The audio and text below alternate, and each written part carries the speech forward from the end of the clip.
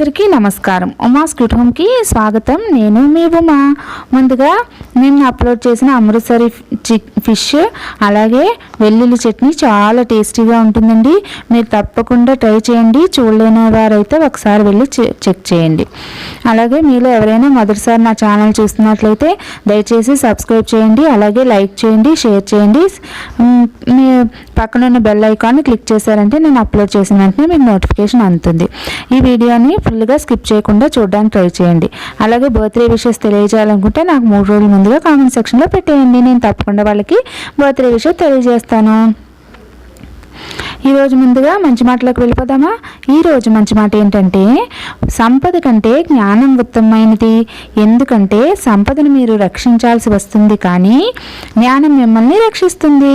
అంతే కదా. సంపద మనం ఎంత సంపాదించినా మనకు భయమే కదండి, ఎవరు ఎక్కడ దోచుకుపోతారో, ఎప్పుడు ఎలా వెళ్ళిపోతుందో అని. అదే మనం జ్ఞానాన్ని సంపాదించుకున్నాం అనుకోండి, అది ఎవ్వరి వల్ల కూడా మన దగ్గర నుంచి దూరం చేయడం కుదరదు. అదే మనల్ని రక్షిస్తుంది అనమాట. ఈ మంచి మాట కనుక మీకు నచ్చినట్లయితే నాకు తప్పకుండా కామెంట్ సెక్షన్లో కామెంట్ పెట్టేయండి. ఈరోజు వంటింటి చిట్కా ఏంటో మనం అదేంటో కూడా ఒకసారి చూసేద్దాం. ఈరోజు వంటింటి చిట్కా చాలా యూస్ఫుల్ చిట్కా అండి.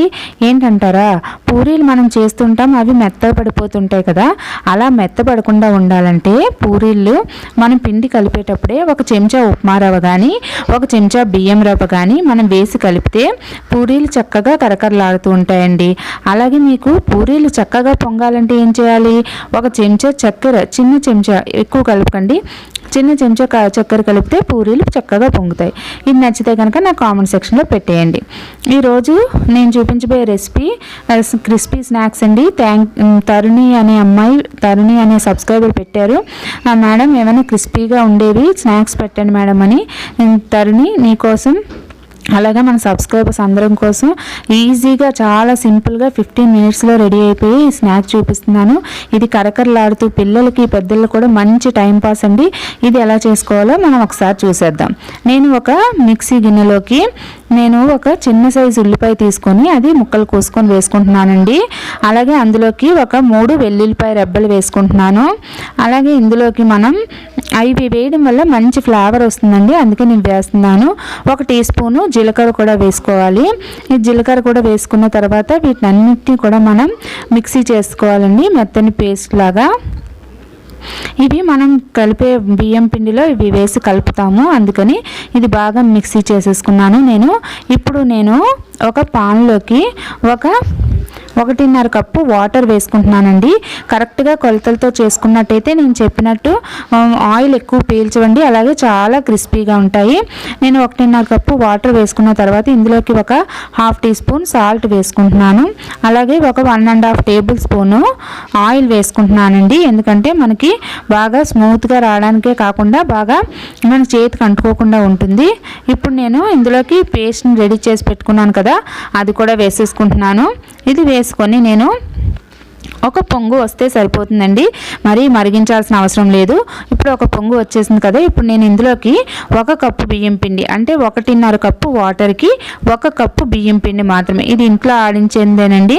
ఇది వేసుకొని మనం బాగా కలుపుకోవాలి. ఉండలు కట్టిందని మీరు బాధపడాల్సిన అవసరం లేదు, అవన్నీ కూడా సెట్ అయిపోతుందండి మనం బాగా కలిపితే. చూడండి ఈ విధంగా రెడీ అయిపోద్ది. ఇది అన్నీ కూడా లో ఫ్లేమ్లో చేసుకోండి, హై ఫ్లేమ్ని తగ్గించేయండి. లో ఫ్లేమ్లో కొంచెం సేపు బాగా కలిపిన తర్వాత దీన్ని నేను ఒక ప్లేట్లోకి స్టవ్ ఆఫ్ చేసుకొని ట్రాన్స్ఫర్ చేసేసుకుంటున్నాను. ఇది మరీ వేడిగా ఉన్నప్పుడు మనం కలపలేము కదా, అందుకని కొంచెం గోరువెచ్చగా అయ్యే వరకు ఒక 5 మినిట్స్ అలాగే ఉంచేసి అప్పుడు మనం బాగా చేతితో కలుపుకోవాలండి.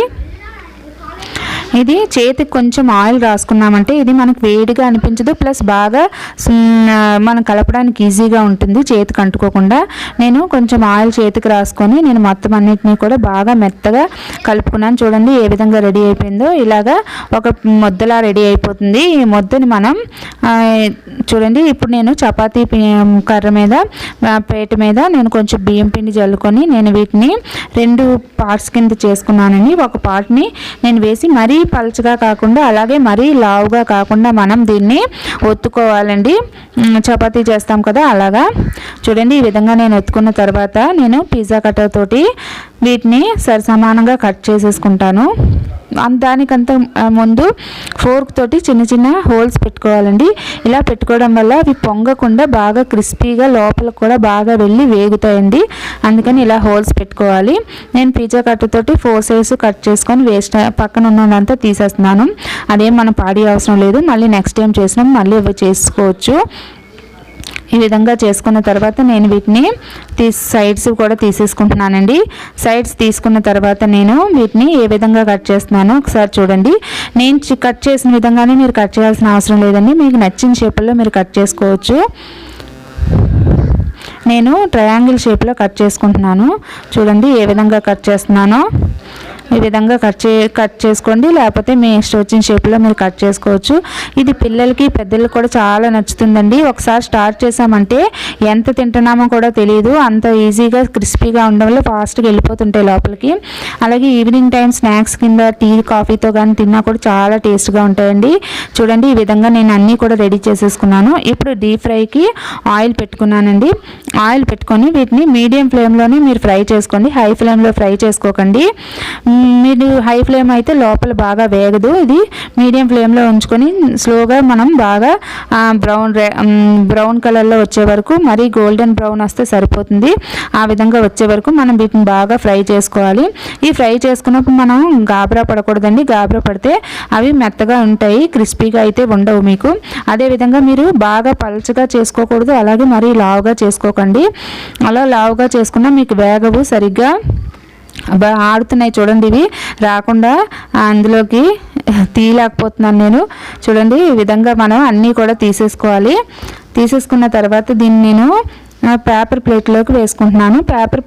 పేపర్ నాప్కిన్లోకి వేసుకోవడం వల్ల ఏంటంటే మీకు ఎక్స్ట్రా ఆయిల్ ఏమైనా ఉంటే అవి పీల్ చేస్తాయి. మీ దగ్గర పేపర్ నాప్కిన్ లేకపోతే న్యూస్ పేపర్లో అయినా కూడా మనం ఇలా వేసుకోవచ్చు. చూడండి ఈ విధంగా వేగిపోయాయి కదా. ఇవన్నీ వేయించుకున్న తర్వాత ఇందులోకి నేను ఒక 1/2 టీ స్పూను కారం వేసుకుంటున్నాను, చిల్లీ పౌడర్ మామూలుది. అలాగే సాల్ట్ మనం ఇందాక వాటర్లో వేసాం, దాన్ని బట్టి మీరు అడ్జస్ట్ చేసుకోండి, అది మర్చిపోకండి. సాల్ట్ వేసుకున్న తర్వాత ఒక 1/2 టీ స్పూను చాట్ మసాలా వేసుకుంటున్నాను. చాట్ మసాలా వేసుకోవడం వల్ల మీకు కొంచెం పులుపు కారం అన్నీ కూడా ఈక్వల్గా ఉన్నట్టు అనిపిస్తాయి. అందుకే చాట్ మసాలా వేసుకున్నాను. ఇవి నేను చెప్పిన పద్ధతిలో ఇలా కలుపుకోండి, ఈక్వల్గా కలిసిపోతాయి. సూపర్ స్నాక్స్ రెడీ అయిపోయాయి కదండి. చూడండి ఎంత క్రిస్పీగా ఉన్నాయో. మీకు ఇప్పుడు ఆయిల్ ఉన్నట్టు అనిపిస్తుంది, కానీ కొంతసేపటికి ఆయిల్ అంతా కూడా అవి పీల్ చేసుకుంటాయండి. చాలా డ్రైగా అయిపోతాయి. ఇవి పిల్లలకి చాలా ఫేవరెట్ స్నాక్ అయిపోతుంది. మీరు చేసి పెట్టారంటే మీరు తప్పకుండా ట్రై చేయండి. ట్రై చేసి ఎలాగొచ్చిందో నాకు మర్చిపోకుండా కామెంట్ సెక్షన్లో పెట్టండి. ఈ వీడియో మొత్తం స్కిప్ చేయకుండా చూస్తే కనుక నా వీడియో మీకు నచ్చిందని నేను అనుకుంటున్నానండి. నచ్చితే కనుక నా ఛానల్కి లైక్ చేయండి, షేర్ చేయండి, సబ్స్క్రైబ్ చేయండి. అలాగే మర్చిపోకుండా పక్కనున్న బెల్ ఐకాన్ క్లిక్ చేసేయండి. Thank you for watching.